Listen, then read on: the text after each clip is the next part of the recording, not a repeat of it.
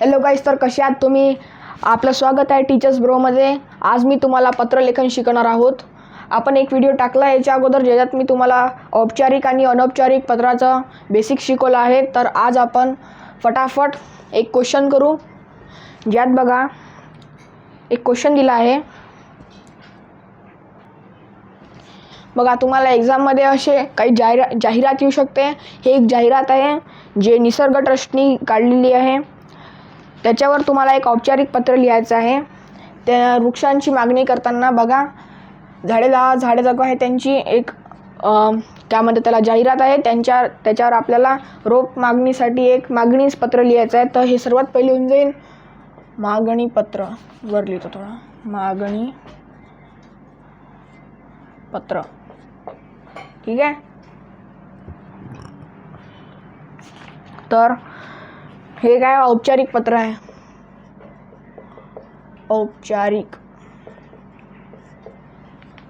तर औपचारिक पत्राची सुरुवात तुम्हाला सांगितली आहे मी दिनांकावरून करायची. ठीक आहे. तर दिनांक. आता बघा, यांचं जे जागतिक पर्यावरण दिन आहे तो 5 जून आहे. त्यांच्यासाठी आपल्याला रोप मागणी करायची आहे. तर तुम्ही आपल्या मताने इथं कोणतेही दिनांक नाही लिहू शकत. ठीक आहे. आता तुम्हाला याच्या जवळपास शोधा लागेल. जवळपास म्हणजे याच्या अगोदरची. तर आपण इथे घेऊ 1 जून. 1 जून 2024. ठीक आहे. मग आता प्रति. समोर असते प्रति. आपला प्रति कोण आहे?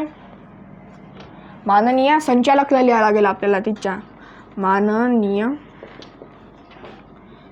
संचालक.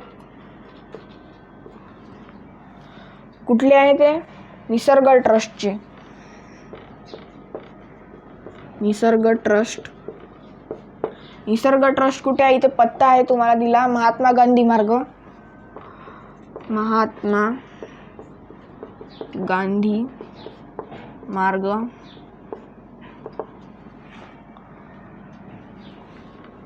समोर आहे परळी बैजनाथ. परळी बैजनाथ. हे कुठे येते मित्रांनो? परळी बैजनाथ. जर तुम्हाला परीक्षेमध्ये नाही आठवलं तर तुम्ही इथे कोणतंही लिहू शकता. असं काही नाही आहे, जरुरी नाही आहे. तर आपण इथे बीड लिहू. बीडमध्येच येते हे. तर बीडचा पिनकोड जर तुम्हाला नसेल माहीत तर तुम्ही काहीही लिहू शकता. हे तुमचे मार्क याच्यात नाही काटणार. 999202. ठीक आहे. आपण लिहिला आहे असा, हा प्रॉपर नाही आहे. तर असं काही हे नाही आहे की त्याच्यावर मार्क कापणार म्हणून. आता समोर असते विषय आपला. विषय वृक्षारोपणासाठी रोपांची मागणी करण्याबद्दल. ठीक आहे. वृक्षारोपणासाठी रोपांची मागणी करण्याबद्दल. ठीक आहे. जास्त नाही लिहायचं आहे तुम्हाला. 4 ते 5 शब्दात आपला विषय आटपायचा आहे. आता तसं तर लेटर एक पेजवर आलं पाहिजे, पण इथे आपल्याजवळ थोडी जागाची कमतरता आहे. तर मी इथे तिकडे शिफ्ट करतो. विषय झाला आपला. मग आपण लिहित असतो मेन बॉडी लेटरची. एक मायनर लिहितो आपण महोदय. इथे माननीय महोदय नाही लिहायचं, फक्त महोदय लिहायचं मित्रांनो. आता आपण काय लिहू शकतो की 5 जूनला पर्यावरण दिवस असते ला, किंवा 5 जून हा जागतिक पर्यावरण. महोदय इथे आहे ना, महोदयच्या समोर नाही लिहायचं आहे, थोडं महोदयच्या खाली लिहायचं आहे. मी महोदय थोडंसं वर घेऊन घेतो. महोदय. ठीक आहे. आणि हे इथून सुरू करायचं आहे.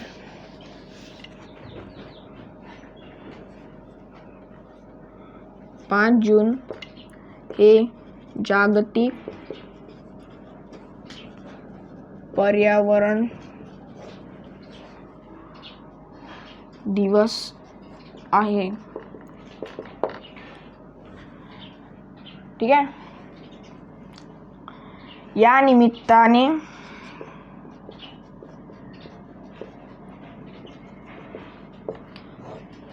तुम्हाला क्वेश्चनमध्ये बघा, शाळेत वृक्षारोपण करण्यासाठी रोपांची मागणी करणारे पत्र तुम्हाला लिहायचे आहे. म्हणून या निमित्ताने आमच्या शाळेत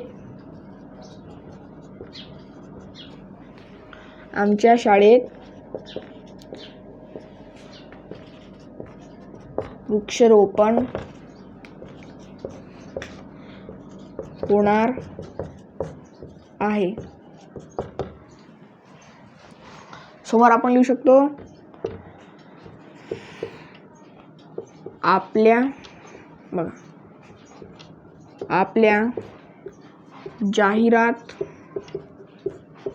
मुळे आम्हाला कळले की त्यासाठी तुम्ही मोफत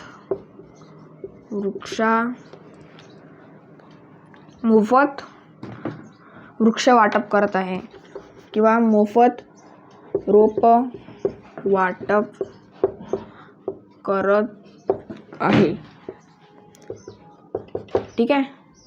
समोर आपण लिहू शकतो, या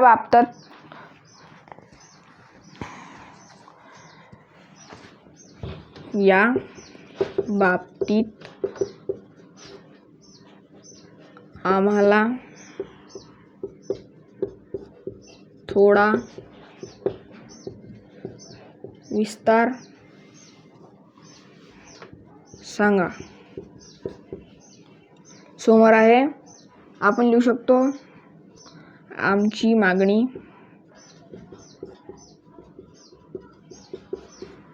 टेबल बनवायचं आपल्याला एक. आता ते बनवून आपल्याला जागा कमी पडून राहिली तर ठीक आहे.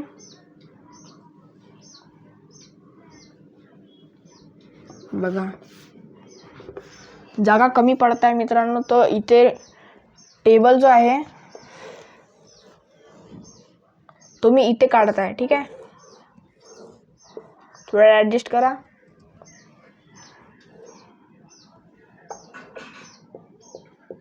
संख्या, रोपांचे प्रकार. तर आपण सर्वात पहिले अशोक घेऊ, अशोकाचे झाड, अशोक. मग निलगिरी, मग घेऊ आपण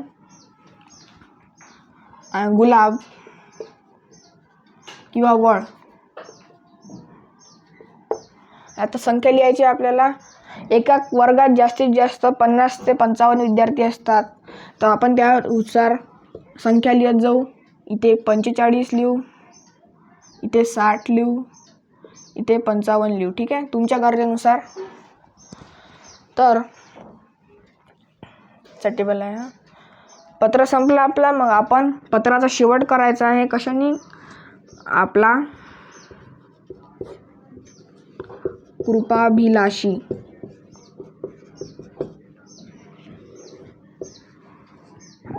नाव आपल्याला दिले नाही आहे, तर आपण अबक लिहायचं. ठीक आहे. मग आता आपला पत्ता लिहायचा, राजेश्वरी शाळा, जिथे ट्रस्ट आहे तिच्याच जवळपास लिहायचं, बीड. आणि ॲड्रेस टाकायचा. इथं 1चा आपण बदल करू शकतो, 20 आपण 1 करून देऊ. ठीक आहे. आता तर समोर आपला आता ईमेल इथे लिहायचं असतं, तसा इथे ईमेल लिहायचा. मग किंवा मराठीमध्येच लिहायचं असं ईमेल abc@gmail.com. ठीक आहे. ईमेल झाला. तर हे झालं तुमचं औपचारिक पत्र. आता ह्याच्यावरच आपण एक अनौपचारिक पत्र लिहू शकतो याच विषयावर, पण त्या जाहिरातचं काम नाही राहील. ठीक आहे. तर तुम्हाला दाखवतो आता, 1 मिनिट. तर बघा आता अनौपचारिक पत्रामध्ये कसं कराल तुम्ही. सर्वात पहिले दिनांक लिहायला लागते आपल्याला. दिनांक. आता याच्यात काही असं रेस्ट्रिक्शन्स नाही आहे, तर तुम्ही काही टाकू शकता. मी 28 ऑक्टोबर टाकतो इथे. 28 ऑक्टोबर 2024. ठीक आहे. आणि मित्राचं नाव लिहायचं आपला. तर मी लिहितो इथं प्रिय मित्र तेजस. ठीक आहे. इथं कॉमा द्यायचा. नंतर सप्रेम नमस्कार. नमस्कार एक लाईन सोडून. ठीक आहे. तसं अनौपचारिक पत्रामध्ये विषय नसते, पण मराठीमध्ये कसं आपण लिहित आहे तर आपल्याला काहीतरी मेन हेडलाईन पाहिजे. बापरे कशा बाबतीत हा पत्र लिहिलं गेलं आहे आपल्याला. म्हणून तर इथे एक हेडलाईन अशी म्हणजे त्याला आपण काय शीर्षक म्हणू शकतो. थोडक्यात शीर्षक म्हणू शकतो. तुझा सप्रेम नमस्कार नंतर फुल स्टॉप. काय तुझं खास अभिनंदन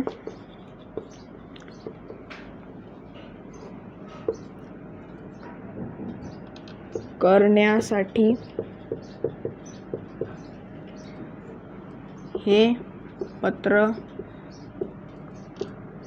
लिहित आहे. ठीक आहे.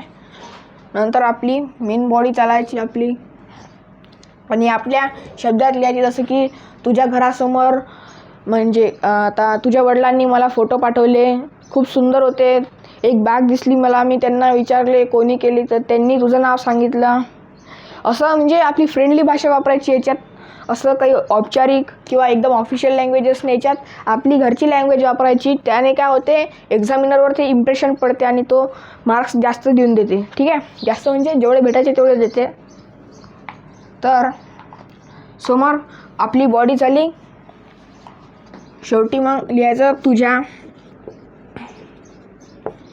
बाबांना व आईला माझा नमस्कार सांग. एवढं झालं का मग खाली लिहायचं कळावे तुझा मित्र. तसं हे एकदम मार्जिनला चिटकून असते. ठीक आहे. तुझा मित्र. नाव असेल तर ठीक, नाहीतर अबक नाव नसेल तर ठीक आहे. मी माझं नाव टाकलं इथं तुझा प्रिय मित्र गोरक्ष म्हणून. आणि आपला पत्ता लिहायचा. ठीक आहे.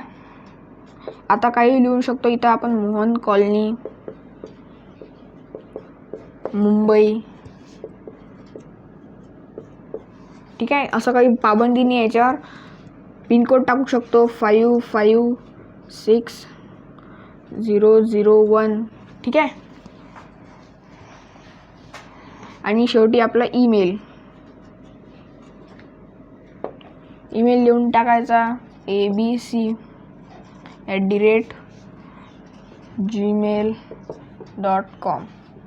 ठीक आहे. समजलं तुम्हाला एवढं. तर आशा करतो आजची व्हिडिओ तुम्हाला समजली असेल. पत्रलेखन आपण कवर केलं पूर्ण. नेक्स्ट लेक्चरमध्ये आपण सारांश लेखन बघूया. तर आजसाठी एवढंच. बाय.